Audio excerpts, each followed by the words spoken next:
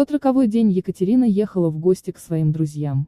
На повороте к их дому она увидела, как по тротуару еле плетется собачка породы хаски. Малышка еле-еле передвигалась. Когда она свернула к забору в кусты, девушка не выдержала. Катя вылетела из машины и подбежала к собаке, чтобы чем-то помочь. Животное тряслось всем телом, сильно кашляло. Мало того, ему явно отказывали задние лапы.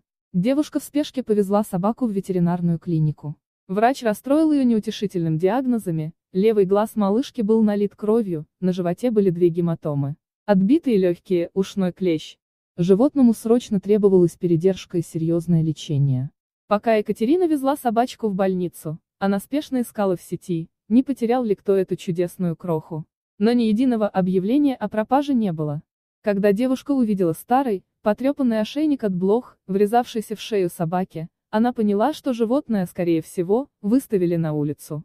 Сейчас малышка живет у Кати. Она полностью оправилась от потрясения и вылечилась от болезней. Животное оказалось дружелюбным, ласковым и способным к обучению. Собаке дали кличку Найда.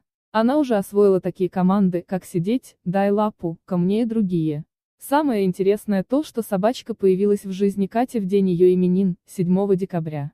И девушка твердо уверена в том, что с Найдой ее свела сама судьба. Удивительная история, не так ли?